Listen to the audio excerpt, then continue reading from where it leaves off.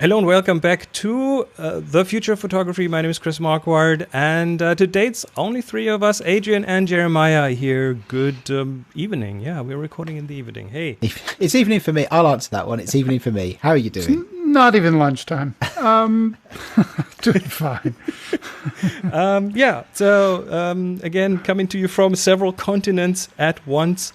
We are going to explore an interesting topic that Adrian has brought us this time. And by the way, Emer says hello to everyone, but she can't make it today. So, Adrian, take it away. Well, thank you very much, sir. So, a lovely little techie one today. Lots of computational image manipulation and some quite fantastic outcomes, actually. Bit mind blowing, this one. I picked this up. Credit to Better Pixel for the original article, but it's an article about some work that's been done, and I believe it's a Google team, but it's sort of in their spare time, and they have a thing they call NeRF in the wild. NeRF reminds me of Nerf guns, of foam arrows and that kind of stuff. We have several in our house, yes. Always good fun. Children love to shoot each other until one of them gets hit and then they cry. So that's not related, I would think. Not unless you want it to be. In this, though, this NeRF stands for Neural Radiance Fields. Is the NeRF. Neural Radiance Fields being a software technology of some sort that I won't pretend to understand. I'll just be amazed at the outcomes. In the show link, in the show notes, there is a link to a YouTube video, which is the published information from this team. Let me bring this up right here on the side. That's a really good idea. I think I'd advise most listeners, if they have the opportunity, to have a look at this before they listen to the rest of the show. It's not a must do, or they watch the video version of this episode, which is on the web, and there's a link in your show notes, so you can watch it there. So yeah, what are they doing? Sorry, go on. What are they doing? Well, this is an amazing thing. I mean, so they are working. First of all, let's talk about data sets. So the data sets that they're working with are collections, essentially, of tourist photos, snapshots of, I guess, world famous architectural icons. And these shots, this data sets are quite diverse in the sense that the shots are taken from different angles, different times of day. Of course, as we all know from being tourists ourselves, there are any number of difficulties in taking photographs of tourist attractions because there's always delivery vans in the way and or people standing in the wrong place. It's very difficult to get a clean photograph. And what this team are doing, let me just read you just the introduction a bit, and then we'll talk about it in plain English after that. It says, we present NeRF W, a system for 3D reconstruction of landmarks from unconstrained, in-the-wild photo collections.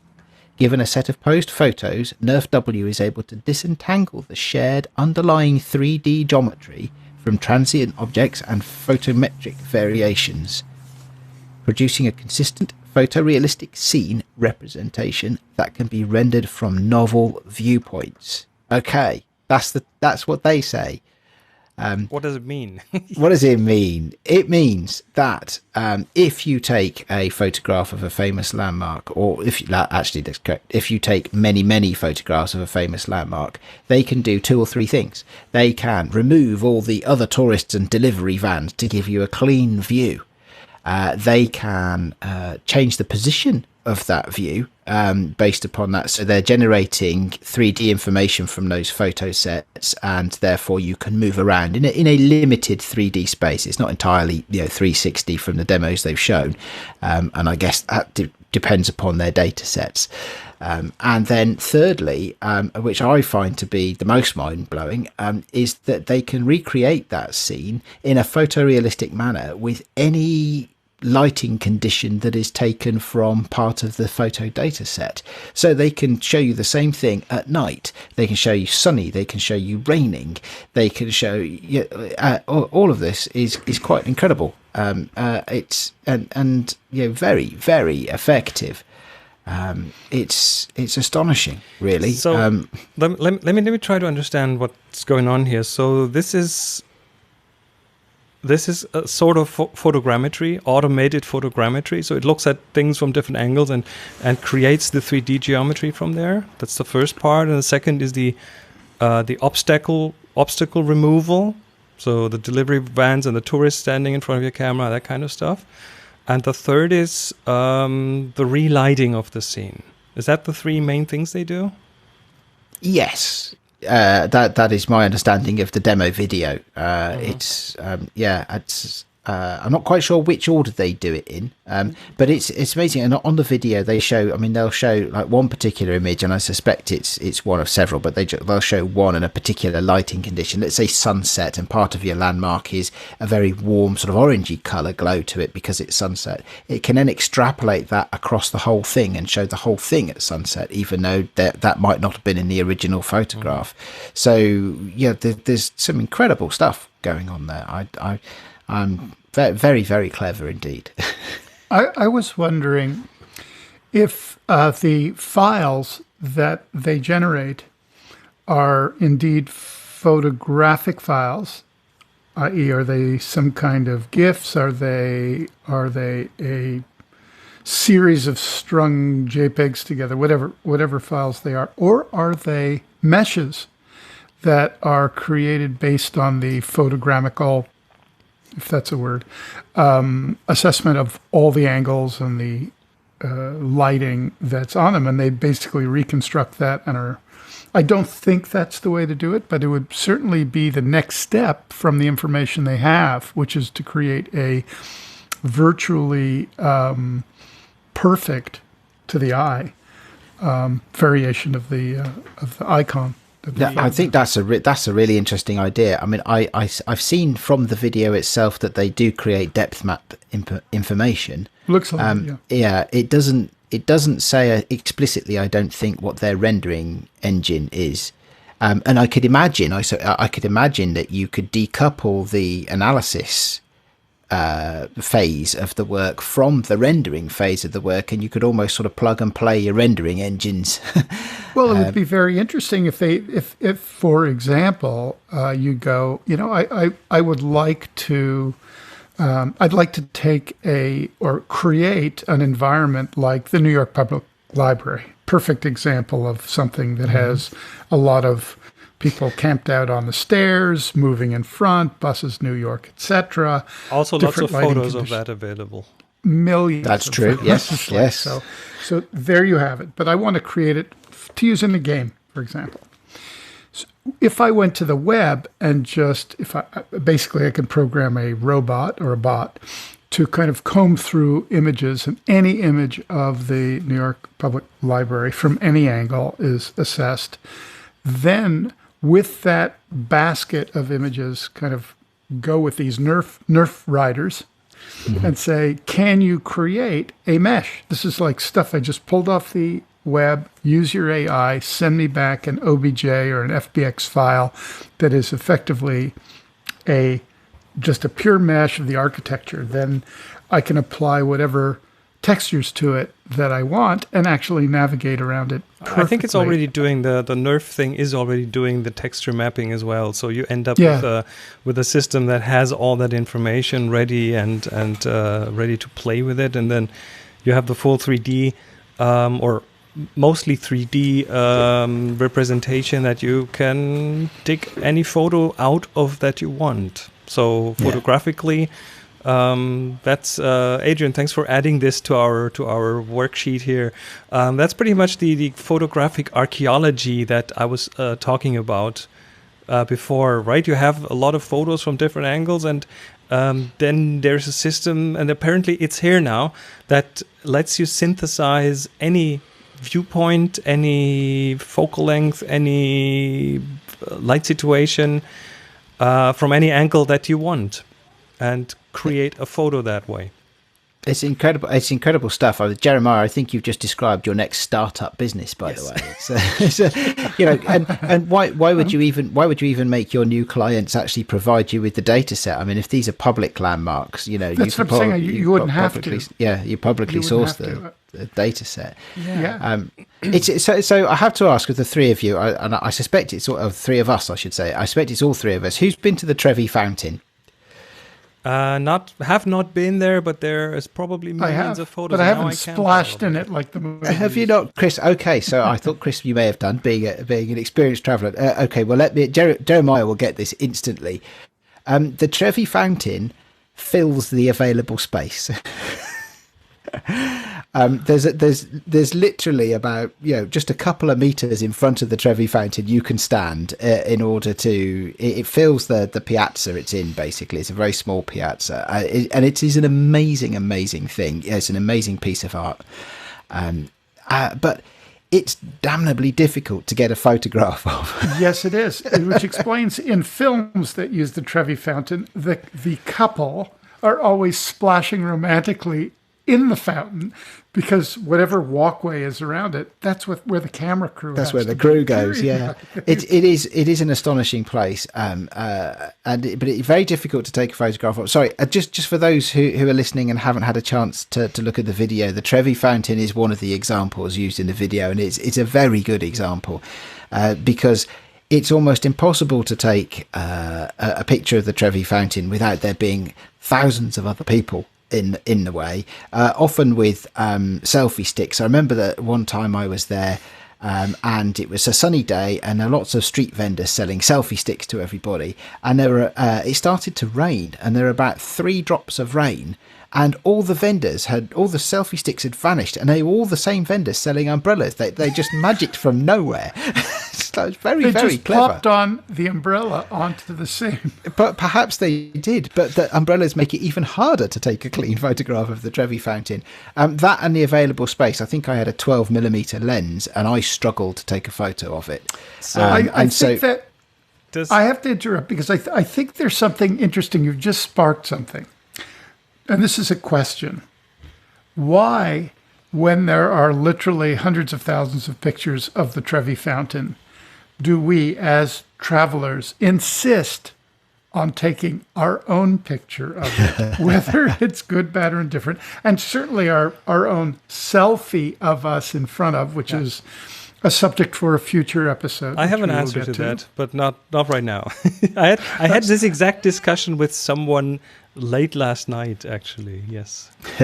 Is it to prove to yourself that you were in fact there, that you were participating in a cross-cultural? The short answer is that a photo to you is not just the two-dimensional photo. It's loaded with a lot of other things, including the experience of getting up at 5 a.m. to get the shot, the experience of being there, of breathing the air, of smelling the grass, of whatever is going on there, of hearing birds in the morning. That all is the photo for you, and you've been there, so it's your photo. It's a very different one from all the others that look exactly the same, but it's your photo, and that really makes a big difference. Is the photo itself, or the act of taking it, does that represent the closure of that experience, which may be, say, a 2-hour experience of getting up that early and trying to beat the crowds, etc., etc.? I remember, like I have photographs that I took at Angkor Wat, and literally was up at 3 a.m. to be right there with the very first people that went in just as the sun was coming up. And Susan and I, we were fundamentally the only people there. I mean, maybe half a dozen people in this vast site. Absolutely spectacular. And yes, the photographs reminded me, it's very astute of you, Chris, that the whole process of getting there and being sleepy and walking in and watching the sunrise perfectly over those incredible monuments, shall we say, and experience that, because later in the day it would be, I'm not going to say overrun, because it's not really overrun with tourists, but there would be more people that I would celebrate for my photographic approach. But so you're right. Are there better photographs of Angkor Wat? I think so. Would I have liked to have a 8x10 camera and spend an hour on each? Yeah, Yes. would have liked that.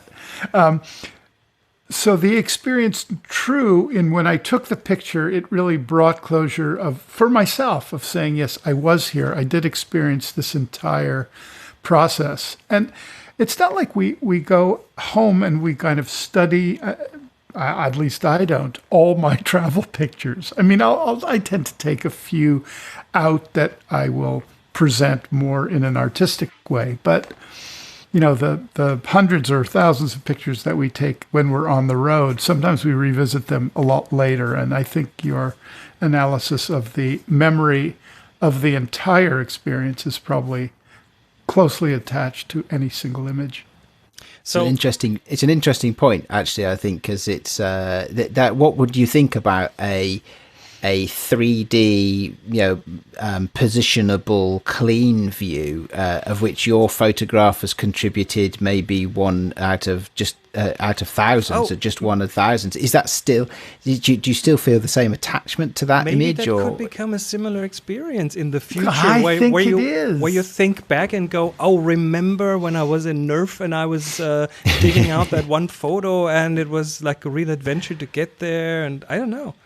I think I think if you could get a clean view to sit alongside your own snapshot. So if you could get, perhaps, let's say you went at sunrise to a site and you took a photo, I think maybe the one that had similar lighting that was automatically generated from a data set might be more meaningful for you. So you could have the photo you took and the photo you wish you were able to take if you'd had May this I space. draw your attention to my website and the work that I have been doing, which is capturing imagery within virtual realities that are very difficult to recreate. In other words, I challenge anyone to take the photo that I took, to find a location, wait for the light, Which position. one of the galleries should I open? Well, try the city is good. Okay, Try the city. there we go. That's an interesting idea. Move through that a bit. I'll give you that's like that. That's a beautiful image. But keep moving, and I'll show you one in particular. It's a man standing in front of a subway. That's a good example. Just go through that for a moment. Noting, for those who don't know my work, this is all digits, false. fake photography. Fake photography, yeah. That's what it is. Is that one? Look at this image. Yeah.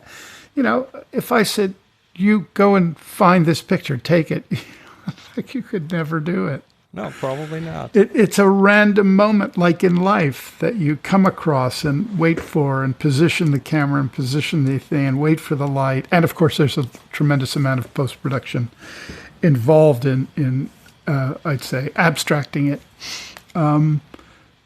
So does that give me pleasure? Sure it does. Was I there? No, no one was there. That's a thing. So that's again is an interesting thing, isn't it? Because it has I guess it has a meaning for you artistically as opposed to a meaning for you in in the travel sense. Can I do a quick look into history, because the NeRF thing? Sorry, I'm calling it the NeRF thing because I'm not really sure what it's really called. But it's called NeRF W. They call it NeRF W. Does any one of you remember Photosynth? Oh yes. Photosynth was a Microsoft product. I think it came from a company called Sea Dragon. Anyway, they had Photosynth like 11 years ago. And what Photosynth did, let me try to make this. I remember it being ahead of its time, very much ahead of its time. Chris, I was a heavy user. They scoured Flickr and other places that had photos of landmarks and things, and they would create this. Well, not a really 3D view, but they would take all those different photos and match them up and overlay them, and then you'd have this almost like a tiled view with overlapping tiles of something, and you could zoom in and get closer, and It wasn't that 3D photogrammetry thing, but it was something similar and along the lines of what NeRF is doing. So it is also you could use it. You could use it as a camera too. Yes. Photosynth had its own camera, so you could stitch you could literally stitch a 360 way ahead of its time. Yeah, you could it was. I combine remember your images with online images, and then you could photograph within it, get rid of the texturing in terms of tiling. It was a very interesting precursor to contemporary photogrammetry, I think. It was. And this is, I'd be interested in Chris's view, not just about the photo archaeology, but also about things that are more related to architecture, real estate and stuff like that. Because Chris, when we all know, of course, your love for tilt shift lenses and getting the straights vertical and stuff like that. You know, I mean, you know, it's a shame you haven't been to the Trevi Fountain actually, because it'd be a common point of reference. But never mind, we'll move on. You know, getting that clean shot in a combined space in a way that would make sense for business uses, where perhaps less personal uses. So this is not particularly a memory that you had, but it is maybe a tool for your business, a fee earning business, where you would be presenting imagery to clients, to paying clients. You know. Are there times you find, I can't believe I'm even being rude enough to ask this, but are there times you ever find where the tilt shift lens just isn't quite enough? Of course, absolutely. It's not the end all be all kind of tool, but it gives me tremendous pleasure to use it and to create with it, and there we go back to the process. You know, the process is one side of the coin, and the getting there is one side of the coin. So that involves not just getting up at 5 or at 3 and being tired and not having had a cup of coffee yet, but it also involves the tools you work with. It involves how you deal with the things there, and so for me, the tools are not everything, but they are part of the process, and that is just another tool, I would think. No, I understand. This could be an amazing tool if this was to become productized in some way. You know, for me, let's hope it does, because it's an awesome piece of technology. Yeah, even right now in a prototype phase. I mean, if this could become a fully productized thing, that would be amazing. I find it amazing, for example, because not only am I kind of capturing or repurposing or appropriating work within video games, but I'm creating my own landscapes and environments, as you guys know. I think it would be very interesting if I just wanted to add, for example, a small boxed canyon to one of my landscapes, and just did a Google search for imagery of box canyons and just pulled all of that stuff out, was able to process it as mesh, and just with the heat maps or splat maps or height maps, whatever I could generate out of those meshes, just integrate it into my work, and boom. And that would be from the public. It would actually be a way of combining many different box canyons into the kind of classic box canyon, and would I have control over that or not? But I do think the appropriation of public imagery into a useful, whether it's single image of that, or a universal mesh, which can be altered, sculpted, relit, resurfaced, retextured, is something that would be very, very interesting to me. Should we spend another half hour on trying to assess the rights situation? Who owns that photo when it's done? It's public domain. Do you know what I was thinking? I was just thinking two things. One of it was about rights, and I was remembering that you're not allowed to take a picture of the Eiffel Tower at night. Because the night view of the Eiffel Tower is copyrighted, but the daytime view, it's okay to take it in the daytime. Are there a lot of criminals walking around? It's the lights. It's the lights on the Eiffel Tower. The Eiffel Tower itself at night is fine, unless you have the lights in your photo. Then you might be in trouble. So I it's like, wonder if Your you Honor, Your Honor, Yeah. we're going to take all the lights out of our photograph. Don't worry. We clone them out. Or take photos during a day. Take a photo set that was shot during a day, and then generate the lights. Yeah, it's and how if you've got a generated image from a capability such as this NeRF W, does it count in the copyright? Lots and lots of questions. I mean, as we all know, and we've mentioned a lot on this podcast, it's difficult for copyright law to keep up with technology, and It so is. there are always gaps. And that's a very big problem because it's laws that are very different country to country. Uses are very, very different. How to apply them. Artists don't really know where that gray line is, and many of us are trying to navigate through a very, very scary scenario where we don't want to be in court defending something that we have the droit moral, the right to use it, even the legal right to use it, where you have a very well-funded corporation who's coming after you to pay them, and you have to defend yourself even if you're right. So those questions of copyright ownership are things that I'm not sure are going to be resolved rather quickly.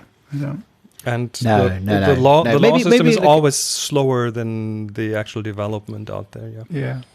So maybe then, just one other use case that I thought of is something to do with the work of historians or maybe museums that are seeking to recreate what a place would look like and feel like in a time past, perhaps a time where the images that contribute have no copyright associated with them. Maybe that's expired. If I wanted to create an image of, I don't know, a 3D rendering of Piccadilly Circus in 1953. Any images taken at that time, unless they'd been actively protected in this country, the copyright would have expired. I think, as I understand copyright law in this country, and therefore could be used without fear of reprisal. This is, I think this is going to kind of lead to what will be my pick of the week, but also in terms of, it just occurred to me now, but let's say you wanted to create an image of the Acropolis and could draw from hundreds of paintings of the Acropolis over the years, perhaps hundreds of years, maybe longer, but let's just call it hundreds of years. And not just realistic paintings, but more abstract fantastic paintings, cubist paintings, all of that, all the different styles. Yes, process that through AI, build a version of it that you could then I think those kinds of things would be very interesting. I mean, in my pick of the week, which I'll just kind of tip, and I may have mentioned it on the podcast before, it's about having AI create works of art. But I was thinking, drawn from your NeRF presentation, that, what if I could photograph or capture many images of scenes, or just a single image of a scene, say a Turner painting, right? And have AI generate depth maps, heat maps, height maps, HDRIs, lighting, all of that, and literally create an environment in which we can extrapolate a 3D navigable into the painting.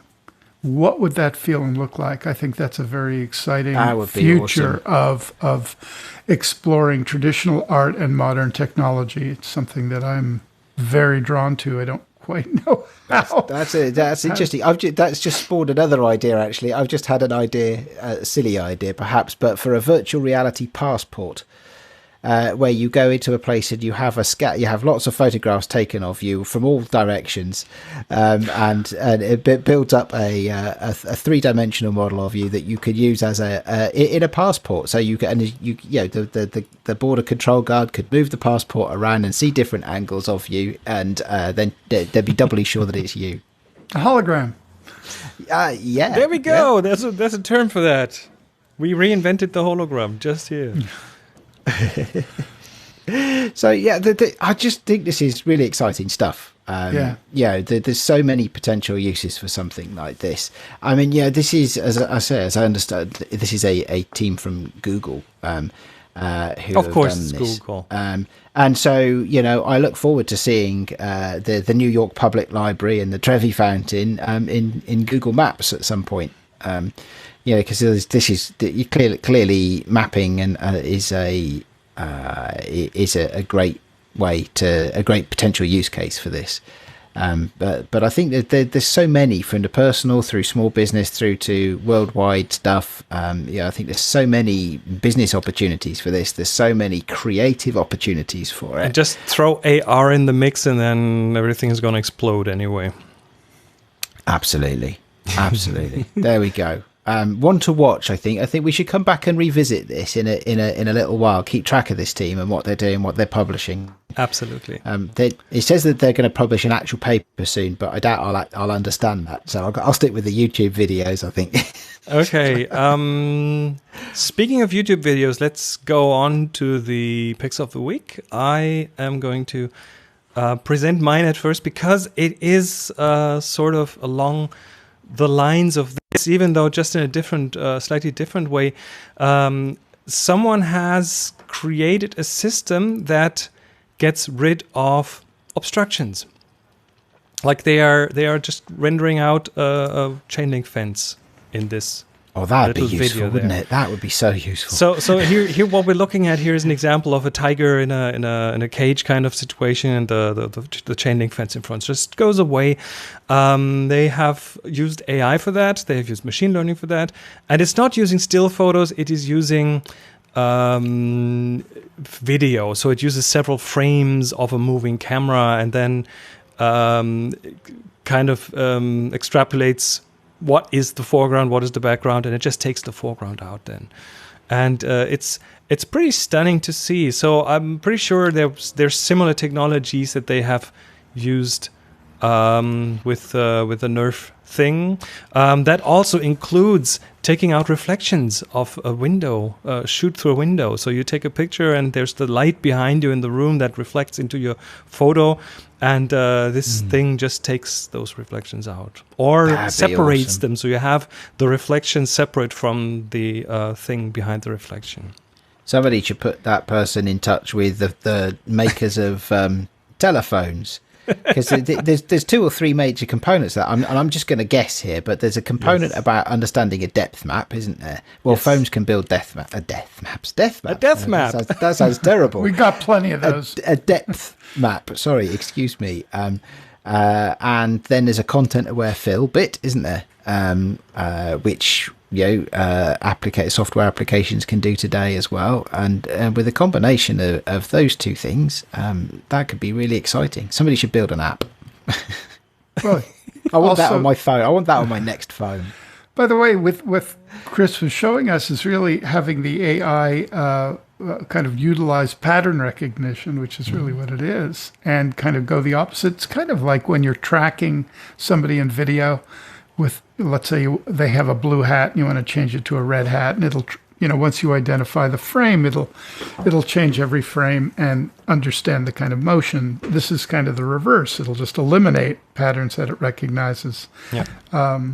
It probably is a chain link fence is probably a good and easy one to recognize because it is so specifically geometric, but it could get a little more complicated, I think. That's one of the things that I could imagine when Apple introduces their next line of iPhones, that they will have something like that built in, and it's going to be the wow feature for everyone. So who's next, Jeremiah or Adrian?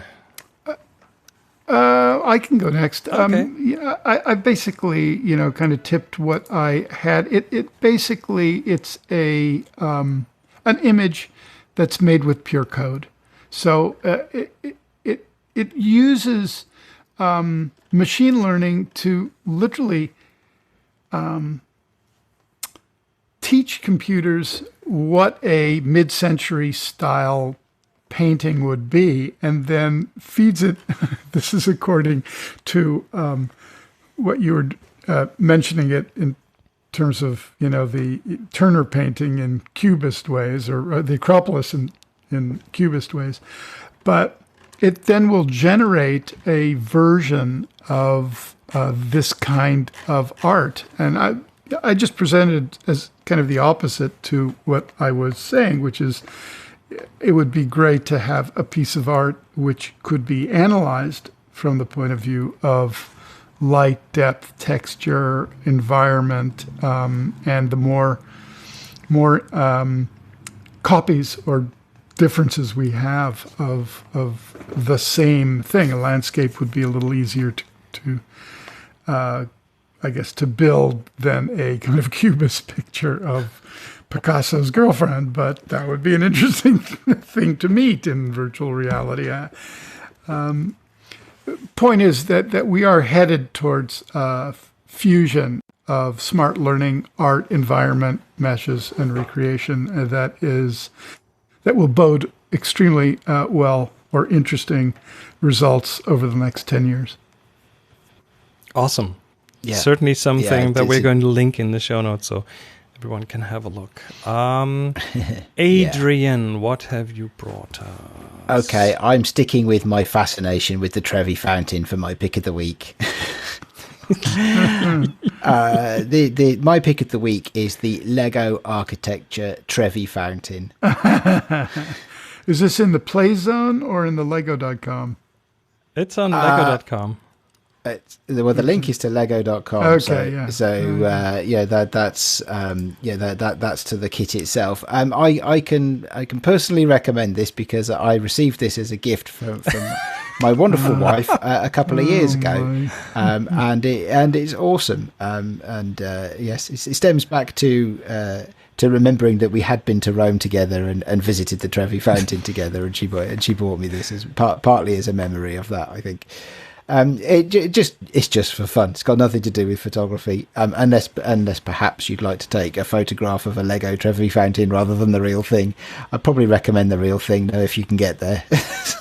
Definitely possible. Wonderful. So I guess we have probably put up more questions than we answered, but everyone is welcome to go to our show notes, click through the links, have a look themselves, and make up their own mind about where this might go. Ask yourself that question. What does that mean for the future of photography?